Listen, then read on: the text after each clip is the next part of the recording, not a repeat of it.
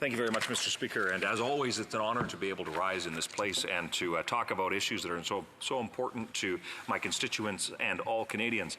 And particularly on Bill S-209, I find it interesting that we are debating the creation of a day, which is approximately 4 years ago, when COVID-19 became a big thing. And that 4 years ago, I remember it well. I was in this place as a newly elected member of Parliament, and it was a chaotic time. Many people didn't know what was going on. We had differing intelligence. We had news. In fact, it wasn't even called COVID at that time. And then it was declared a pandemic, and then this place and basically the country was shut down. But then now, Mr. Speaker, 4 years later, we have an attempt to memorialize this in the context of a day of recognition. But Mr. Speaker, what I think is interesting, and I would suggest very troubling, is that we have a effort by a member of the Liberal Party to bring forward this Pandemic Day Act, sponsored on our side in the House of Commons, put forward by a senator. But what I think needs to be said very, very clearly is how impactful COVID was, and not just the virus that had unquestionably a significant impact on so many lives. But Mr. Speaker, as I've reflected back, and because the debate of this bill was bumped back a couple of weeks, I've had additional time to consider it. What I find very troubling is, as I look back, how the mismanagement, the efforts of the Liberals the Liberals in particular, to squash and disregard the rights and freedoms of Canadians, the division that took place. I think of the 2021 election. In fact, I was reflecting on this the other day, how unbelievably divisive that election was, when literally in this place, 2 months before the Prime Minister went to Rideau Hall to call an election, he promised that he wouldn't, and used vaccinations, something again he promised that he would never force Canadians to get vaccinated, and then he used that as a political weapon to divide Canadians against each other, splitting families apart, churches, organizations, communities, and for what? The purposes and pursuit of power. Mr. Speaker, I reflect back upon the early days of the pandemic, when it was the actions of this place were shut down, and there was I would suggest cross-partisan collaboration, a willingness to say, okay, we don't know what's going on. We certainly can't trust what's coming out of China. There was questions about what the WHO was saying, and we had to figure things out. But what did the Liberals do instead of being willing to work together? They would claim on television that a Team Canada approach is needed, which is simply code for they failed. Which we've learned time and time again since that point. But Mr. Speaker, what we saw is that it wasn't a willingness to collaborate. They wanted unlimited taxation and spending authority for a year and a half, something that would have defied 800 years of Westminster democratic tradition. Like, you look time and time again throughout the tumult of COVID-19 and the pandemic. There was certainly significant challenges, and we saw our healthcare system put under tremendous strain.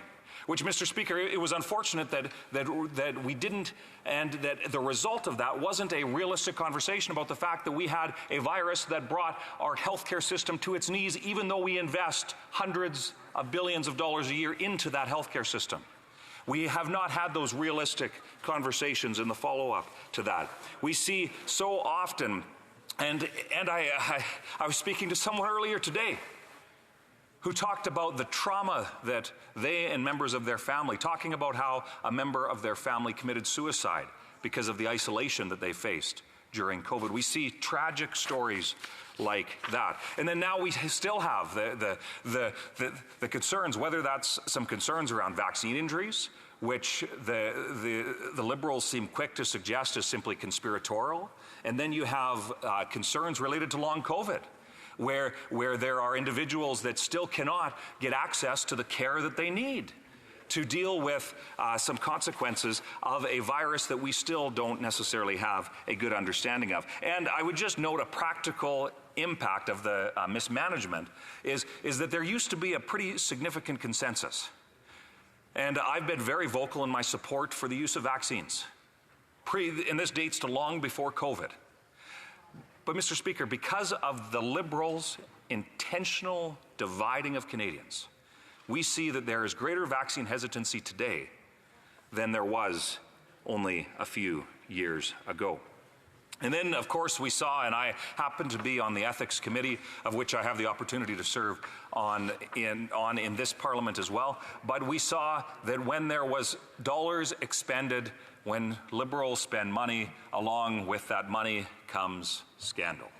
Whether it was We Charity, ventilators, Arrive scam, on and on and on the scandal train goes. We see how it was things that would have been unthinkable only a few years ago have been normalized because of the willingness of the government to take advantage. And they even use language like this. They used it in terms of trying to reshape the economy to some utopian vision that certainly is not leaving Canadians better off. So it's the furthest thing from a utopia, but that's the language to which they use. So Mr. Speaker, in the few minutes that I have left, I would simply suggest this. There are still many Canadians that want answers about the spending, want answers about the actions, want answers about why things were allowed to devolve, and how so often still today we hear it, how COVID is still used as simply as an excuse, whether that be for the debt and deficits. Yet we learned of the COVID spending, there was 35% of money that was expended during COVID was not even related to the pandemic. And we see just a mismanagement, and I would share this with you, Mr. Speaker. And it's when it comes to the national response, especially in the early days of the pandemic, the economic inefficiencies to which the government managed programs is astounding. They were unwilling to work with industry, but instead they would both encourage sectors of the economy to lay people off, to which they would subsidize them being laid off, and then they would subsidize those businesses to continue to keep their doors open. Talk about inefficiencies, and no wonder we have such a productivity gap that is existing today. So, Mr. Speaker, 4 years ago, I believe it was March 11th, and I remember that briefing that took place, and the irony, it was interesting because you had a couple hundred people packed into a committee room that had been set up in a theater style in the Wellington building, where you had health officials that basically said, we don't know what's going on.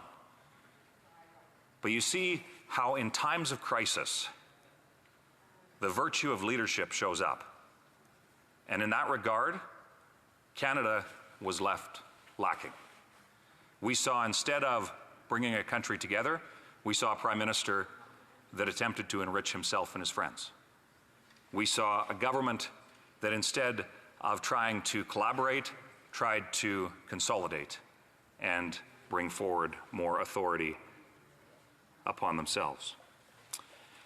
So do we need a day to acknowledge the trauma that so many are faced? And I still hear from people that that have had broken relationships, broken family members, loss of loved ones, on all sides of each debate, whether it's for vaccines, against vaccines, for lockdowns, against lockdowns, whether it be for support for action on COVID, taking it seriously, and those who don't. The trauma that was unleashed upon our country because we had a government that was more worried about self-preservation than working in the best interests of Canadians, I think is a legacy that certainly bears reflection, but I certainly don't think the way to do that is in a day of recognition, because on the division, I think Canadians would far rather see accountability. Thank you, Mr. Speaker.